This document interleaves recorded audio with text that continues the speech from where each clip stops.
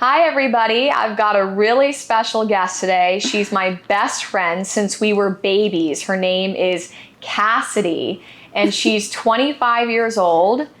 She's on the podcast today because just 4 months ago, she moved in with her boyfriend, Bobby, to New York City, and she's going to answer the question of how you know whether it's the right time to move in with your partner, give us a little inside scoop on what that's like experientially, and give you some words of wisdom if that's something that you're transitioning into in your life. So welcome, Cass. Thanks for having me. Of course, I'm so excited to hear all about this because you just moved in with your boyfriend how long ago? Around like 4 months ago. 4 months ago. Yeah. So it's pretty fresh, but you've new. probably gotten acquainted by now. Oh, for sure. And we're actually sitting in your New York City apartment. It's beautiful. Congratulations. I think the first question that everybody wants to know is, how do you know whether you're ready to move in with your partner? Yeah, I mean, I feel like there's never really like an eye-opening moment where you're like, okay, like now's the time, but it's more so like the time you've spent together. We have been dating for 3 years, but I've also known him for like almost 6 or 7 years, just like before dating as friends. So we definitely just know a lot about each other. You feel very comfortable. You feel like you know like the ins and outs of them as a person. And yeah, you just have been through the seasons. Like my mom always said to me that you have to go through the seasons with someone to really know them and know if you're compatible. And that could be like, yes, the seasons of the year, but also the seasons of life and like different things that you go through and how you handle that alone and then together. So I feel like you just really need to go through all that and really feel like you know each other and feel like in a good space together as a couple and as like a partnership, that you feel like you can be with that person for a long time. Yeah, that makes sense. So when you say to go through the seasons of life with your partner before moving in with them, what you're saying is as you experience highs and lows, you want to see how that person responds to your way of being in those moments. Yeah. Like if you have a stressful week or you experience a loss or some inconvenience or something and you need support, how does your partner respond to that? Exactly. Because day to day in your life, you'll probably experience some hiccups in the road. And when you live together, that person is really going to be seeing that a lot more often than if you're separated. Totally. And I mean, specifically for us, we were not like long distance, but almost like a medium distance where he lived in Long Island and I lived in the city, and we could only see each other on the weekends, which was hard in the sense of like you go through 5 days without the person and you don't really see them in their day-to-day routine, going to work, coming home, making dinner, like that routine of like daily life. And we just got to spend the weekends together and we like went out and had fun and like only saw like, you know, like the fun parts. Whereas now it's like, okay, you're tired when you get home from work and we don't want to talk and we just want to sit on the couch and watch TV and eat dinner. Like it's just a different vibe than just being with each other on like Friday and Saturday night when we're having fun with friends, you know? Yeah, you bring up a good point because I remember I had a friend who was living with a guy who had a very stressful job. And when he would come home from work in the evening, you could really sense that his energy was off almost all the time. And that really affected her because she was such a happy person. Yeah. And so I think you make a really good suggestion in seeing your partner after kind of the more monotonous life activities, like coming home from work, and understanding like whether or not you can jive well with that person, you know, based on their way of being. Yeah, and I feel like even it goes for both of us. Like some days I have a super stressful day and I don't get home till super late, and usually I make dinner. Like I just like come home and like, I'm not in the mood to make dinner right now. And like that person just has to be able to meet you where you are. Like I saw a TikTok the other day of this couple and it was like, they come home and they tell like what their energy level is at. Like out of 10, I'm like a 4 right now. Like, can you be the 6 for me? Like to meet and make like 10. So not that I've like implemented that yet, but I feel like that's like a really good way of knowing like through your daily life and like the stresses of every day that you come home and you're like, I'm not the 8 I was yesterday. Like I'm down here. Like, can you like meet me halfway? And in terms of like energy, but also like just household things, like making dinner, like I'm not going to go to the gym. You go without me. Like I just need to sit down, you know, like just finding ways to meet each other in the middle and just making sure that each of us like feels supported every day is really important. What I'm hearing is you're communicating expectations by gauging the energy level of one another as you live together and seeing like what your capacity is to give to that person. Because obviously when you're in a relationship, it's all about giving and receiving on both sides. So I love that, coming home at the end of the day and just being like, this is what I'm capable of giving right now. You know, where are you at? And finding the happy medium together. That's partnership to the T, I feel like. Yeah, and I feel like it's definitely important to do that because some days, like, he'll come home and be super quiet and, like, not want to talk, like, just because he's tired from the day and whatever. And, like, at first I'd be like, oh, like, are you mad? Like, what's wrong? Like, whatever. Because I never saw him in that state that much when we're just, like, on the weekends, you know? Like, it's everyday life and you're with that person every day. You can't be, like, this happy-go-lucky person every day of your life. Everyone has moods and, like, yes, we've seen each other's moods, but it's never been, like, every single day you're, like, gauging this person's mood, you know? It's, like, definitely a different experience than a couple that wasn't together all the time previously. Yeah. Okay, so how do you know if you're ready to make that move with your partner? Go through various stages of life with them. Yeah. Like Cassidy said, the different seasons. You just need to really know that person, and I think more importantly, trust that person. And just trust in not only your relationship, but trust that they just genuinely want to be with you and want the best for you, and trust that they'll always be there for you. And I think that is when you have that like true sense of trust and respect for each other, then you're like ready for that and you like know that you want to make that commitment and you know like that's kind of the next step. Yeah, like you have to have a really solid foundation with that person because that's what you're going to be building upon. Yeah. When you live together. Yeah. Another question I have personally is, how do you bring up the topic of moving in together? How does that work? Just happen out of a blue? Like, yeah, I honestly don't even remember like the first time we talked about it because I feel like it was so natural for us that that's what we wanted to do. And it wasn't ever like, hey, like, can we have this conversation about moving in? Like, no, it was so casual and like, oh, like, that would be so fun, like, looking, like, into the future, like, oh, we should, like, one day, and then just not being together during the week and only being able to see each other on the weekend. It was more so, like, I can't wait till, like, we get to be with each other more, because, like, say I had something to do on, like, a Friday or a Saturday, like, with family or friends that he, like, wasn't involved in. It was, like, a girls' night or something with my family where I just wanted to go by myself. Then I'd be like, okay, like, see you in 2 weeks. Like, it was never, like, an easy way to balance. So I feel like it was more so, like, we can't wait till we can be together so we don't have to worry about making that time for each other and not being able to see each other that much.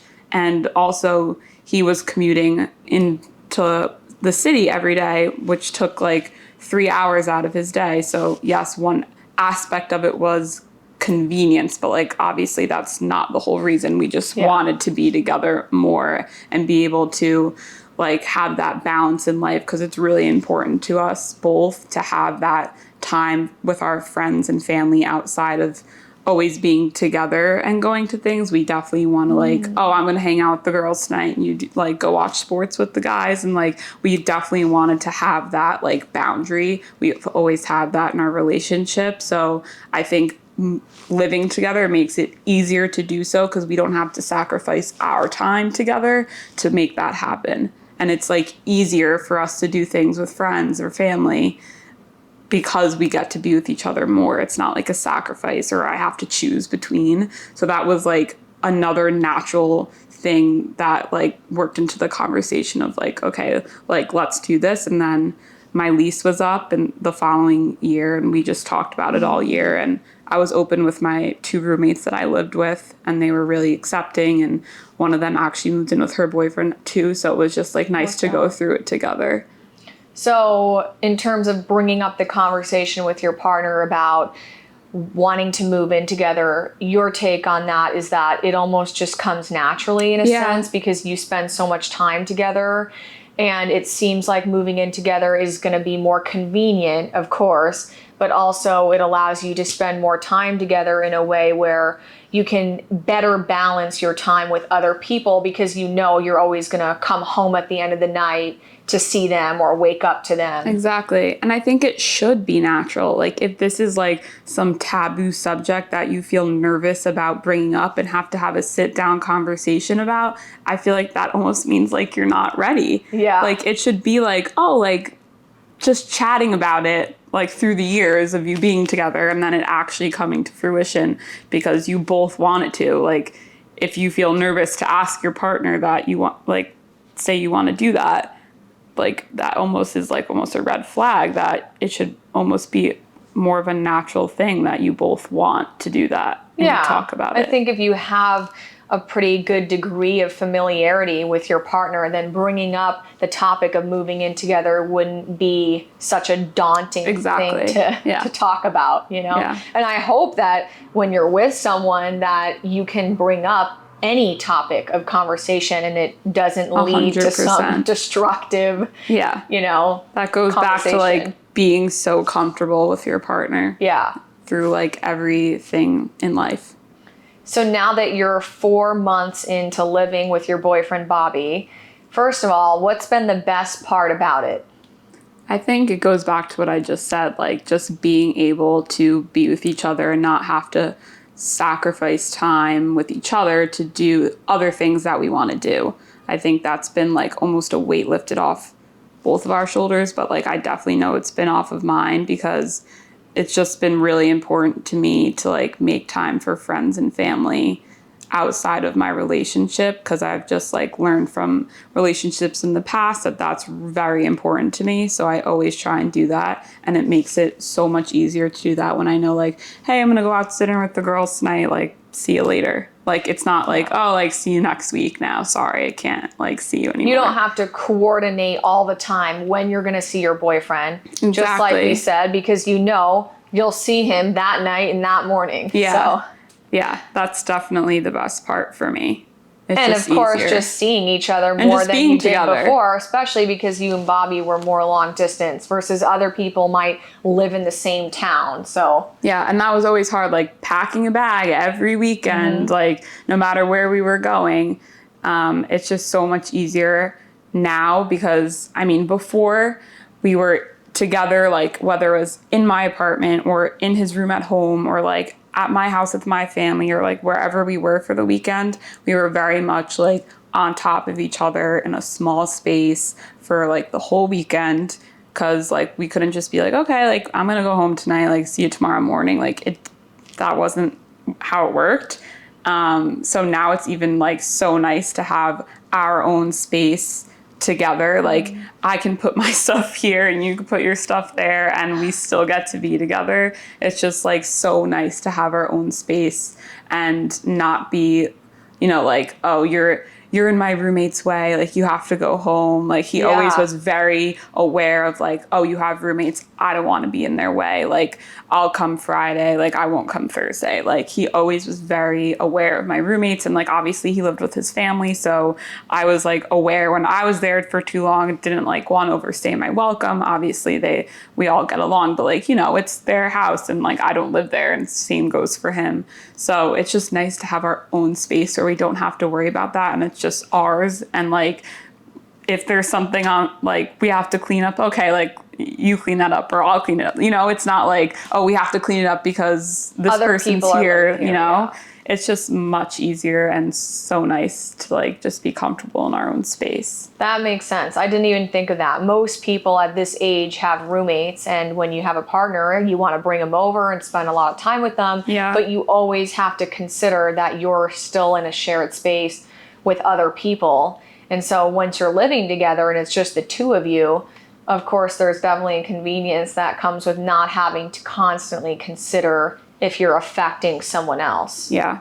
It's been like a really like big but like good shift that we just get to be ourselves and in our own space. Yeah. So with that question, what would you say is the most challenging part about living with your partner? I feel like it's just like the day-to-day things you don't think about when you don't live with somebody. And it could be anyone, like when you move in with a friend, like, oh, we have to like share chores. Like it comes down to that, just making sure you have like that equal partnership in like taking care of your household that's yours, like whether that be bills, like I'm gonna pay this bill and you pay that bill and we'll split the rent, and like I'll make dinner and you clean. So we've definitely like found a balance, but it takes time to find out like, oh, you hate to do that and I don't mind it, and I'll like we can switch on and off. So just finding that balance of like household work almost. Yeah, but I feel like chores. Yeah, chores and Responsibilities. like, yeah. And I think the most important thing is that you have that balance, because you don't want to end up like Carrying a lot of guilt. or like or building up resentment. resentment. That's what I'm trying to say.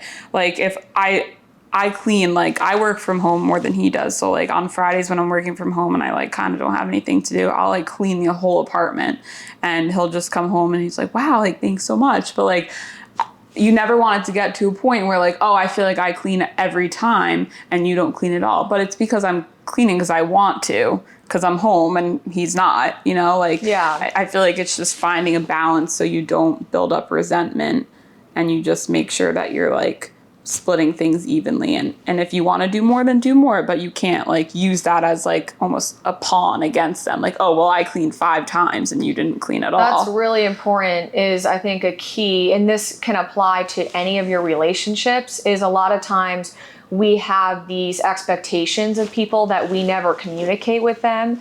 And then when they don't fulfill our expectation, we carry all this resentment that we often don't express until maybe we hit a point where we're just so fed up, we blow up, or we communicate in a way that's not effective. So when it comes to moving in with your partner, before you moved in, did you briefly discuss how you guys wanted to handle your shared responsibilities together? Or did you wait until you moved in to say, you do this, I'll do that? Or you just kind of do it day by day? What would you say to other people? Yeah, I don't think we really discussed it much outside of like, I'm gonna cook and you're gonna clean up the dishes, because like I know that he doesn't cook, and I genuinely enjoy making dinner and like making healthy dinner. So I was like, okay, I'm gonna keep doing that, but like this is always what my parents have done. So I was like, well, do you mind like cleaning up the dishes after? And he's like, yeah, no problem. And we've done that every single night for like every day of the week. When I make dinner, he always cleans the dishes. But like in terms of everything else, I feel like it's just been like a learning curve, because like you're not going to think of every responsibility that could come up beforehand, because then you get here and you're in the moment and you're like, oh wow, like I didn't even think of that. Like taking out the trash, like, you know, like just little things that like, or like cleaning up in the bathroom, like wiping, you know, like you don't think of all of these things. So it's definitely come with like time and like seeing how each other, I don't know, what we prefer to do. But it's never been an argument, because I feel like we're both like very aware that we want it to be evenly split. Yeah. And so we've never had like an argument or anything over like responsibilities like that. Yeah. So it's been pretty easy. Yeah, I see. So communication is obviously key. That's number one, if that's what you can take from what I'm saying. That was going to be my next question. Anybody who's contemplating whether or not now is a good time to move in with their partner, What's like the words of wisdom that you have for them? Yeah, like communication is number one. I mean, everyone says that in general about just relationships, Yeah. but I think even more so when you like take like a big step like that and combine your lives, it's just making sure you know where that person's at and communicating all your feelings, because we were kind of talking about this before. You don't have room to like hide from your conflict. Like you're taking it head on every day. And if you don't, then you build up resentment and boil up in your head. And then one day you're going to pop. So it's just like so important that you have that open communication every day. And I mean, I have no problem with that. Yeah. Like I just tell it as it is. And I'm like, why are you pissed? Or like, this is why I'm pissed. Like I don't hold anything back. So I'm not really the kind of person that would hold things in, because I'm just going to tell you like right away. So I really have no problem with that, but he's pretty good about like giving it back to me when I ask to, even though it doesn't come as natural for him as it does for me. He's definitely been like open to it, like, and he's like good at communicating too. Yeah, I had a friend who said at one point in her relationship, she and her now husband were living in this more remote area. And when they would get into conflict, since they were living together, even though her method for like conflict resolution was to avoid and run away, she couldn't really do that because they were sharing everything. And I think when you live with someone, you have to remember that it may not be as easy to just walk out on that person, because you are in this space with them. You're not living in your own house and they're off on their own, and you can just shut your phone off, like you just can't. It's harder to avoid your partner, even a friend, in any living situation. When you have a roommate, you got to work things out with them 100%. then and there, as hard as that is. So another issue that I've heard about from friends is that when you're with someone for a long period of time and you're living together, you can become so comfortable and familiar with that person that you lose the spice in your relationship. And when you're dating them, you can become like roommates. So what would you say to that in terms of keeping the spice alive in your relationship and remaining like romantic partners and not becoming good friends who live together? Yeah, I think that's like a very slippery slope. Like you could easily fall into like a routine and, oh, I'm tired after work, let's just sit here, like not making time for each other. So I think the most important thing is, and like, even though life is like super busy and we like have all these plans every weekend, like just making sure you make time for like you and your partner together one-on-one, whether it's like, oh, let's go to dinner on like a Wednesday night if we have plans all weekend with friends or family or whatever it is. Just like finding time to like take a walk. Let's go walk in the park after work and just like turn our phones off and just like chat. So we definitely go out of our way to make time to do all of that. If I'm like, oh, we just sat around all day, like every night this week, like want to go get ice cream, or like we always are thinking of things to do together. Like last night we went and walked and got dumplings and ate it on like sitting on this park by the water, like just making little time, like whether it's like an hour or two, it doesn't have to be like the whole day where you're doing something, but just making sure like you have time one-on-one, like outside of your apartment, where it's not just like this is like everyday life and we're doing chores and we're like coming home from work, because like we both work 9 to 6 jobs and we come home and we're tired. So it's like definitely important to like get out of the house, not just sit on the couch, make time to do something together. And it could be as little as I said, like walking to get ice cream down the street, like just making sure that that person like knows you want to be with them and you care and you want to make time for like your time together is like super important. And I mean, I'm only 4 months in with it, so I mean, I'm no expert, but like I hope we can continue to do that so it doesn't become roommates, because I feel like it easily could, just from like a couple months, like I can easily see how you can just get into a routine and like be bored, you know? Yeah. So you definitely have to constantly work to make sure you make time for each other. Yeah, I think just knowing alone that it's a possibility you could become roommates with your partner instead of romantic partners is important in and of itself. Because once you know that, then you're obviously going to be Aware of it. more aware once Yeah. you're living together, and you're going to put more effort into making plans, looking at your schedules, and kind of arranging quality time to be together with that in mind. Yeah, and I think you'll like this one, but you really have to be aware of the person's love language. Like you said, quality time. Like that's Bobby's number one thing. Like him sitting on the couch with me, like after work, like that is like perfect. Like he could not want anything else. And I'm like, hi, like want to talk to me? Like tell me about your day. And like, you know, like words of affirmation, or like even like not sitting across the couch from each other and making sure we're like sitting next to each other and like actually watching something together and not just sitting on our phones, like, but just being super aware of like what your partner needs and like what really like fills up their like love tank or whatever it is when it comes to like love languages. Yeah. And I think we should briefly go over that for people who are listening who don't know what the 5 love languages are. It's something that this Dr. Gary Chapman created in his years of doing therapy with couples. What he realized is each of us have different ways that we prefer to show our love. We express our love in all of the ways, but we each have a dominant love language, and that love language is the way that we show love most often. So it can be quality time, acts of service, gift giving, words of affirmation, or physical touch. And what each of those are is physical touch. It's pretty, it speaks for itself. Holding hands, hugging, kissing, just sitting close to one another. Quality time is just giving your undivided attention to the other person. Words of affirmation is any uplifting, encouraging words of gratitude that show you love and care about the other person.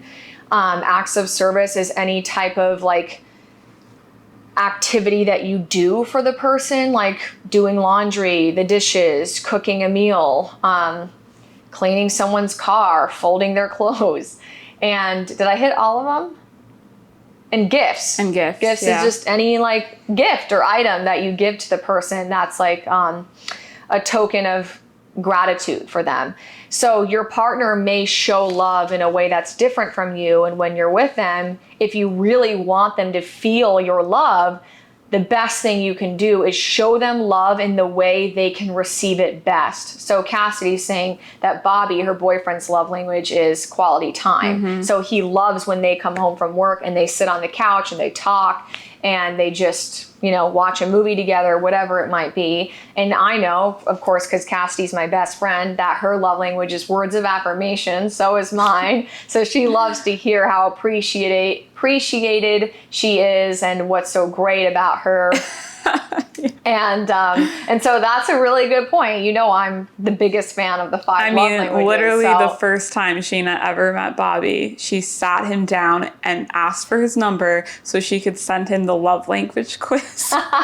And he was like, oh my gosh, what is going on? And he took it, and then you started talking about it, and then he was like, wow, okay, like super into it. And he was like, understood it. And I think that's so important. Like with anyone that you're ever in a relationship with, it sounds like funny, like, hey, can you take this quiz? But like, it really is like so telling, because you could like give me a gift all day and I'm like, what are you doing? Like, that's, you know, like that's not how I would perceive that you love me, is like giving me random stuff. Like, but for somebody else, that could be their biggest thing. Yeah, and if you're wondering what your love language might be, Dr. Gary Chapman, who wrote the book on the 5 love languages, love that you know his name. He says that usually the way you give love most often is also how you want to receive it. It's not always the case, but if you really want to find out for yourself, go ahead and Google the 5 love language quiz, and you'll get scores of your top to lowest love languages, and you'll find that out. So thank you for making a point of of telling us just that that's one of your tips. Passionate. Exactly.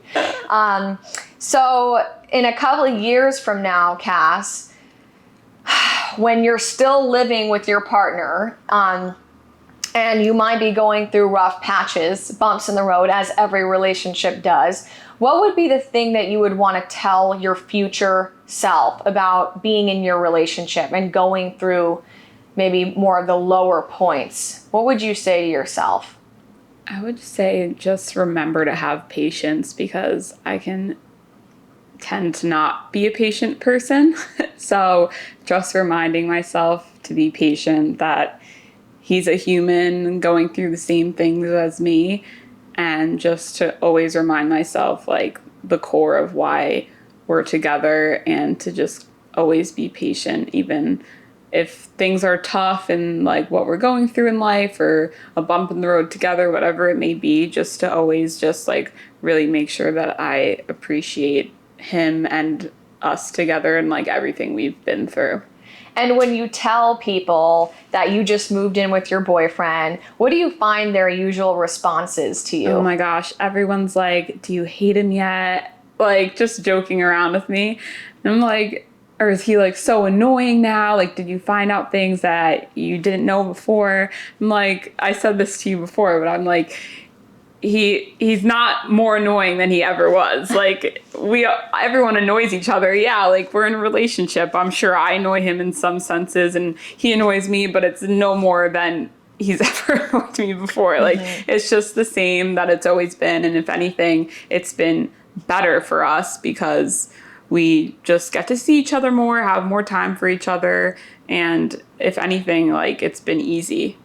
I haven't had like a bump in the road yet. Yeah. And we keep saying to each other, like, because everyone's like, oh God, like, how's it been? It's so tough. And we're like, are we like, what are we waiting for? Like, is there like waiting for the other shoe to drop or something? Like, is something like crazy going to happen? But I think it's not, because we just we know each other so well and we kind of knew what to expect being in like tight spaces together before. Like I knew like little like habits and whatever, but just knowing each other like fully like inside too, I think just has made like a seamless transition almost.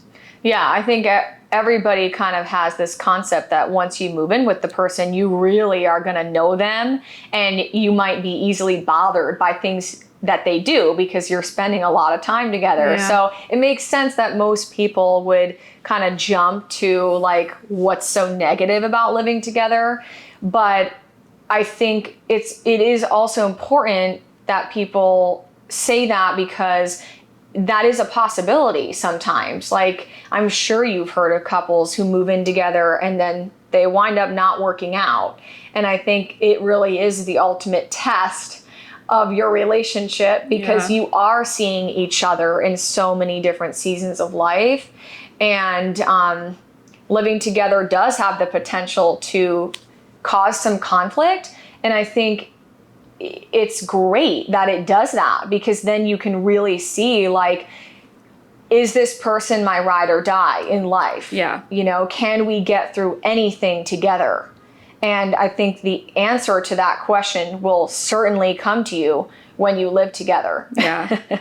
And obviously it's not like the traditional route of like what our grandparents and parents have done, like where, oh, you can't live together till you're married. But like, I think to your point, like it's so important to know how that person is every day and know that that's what you want to be committed to forever.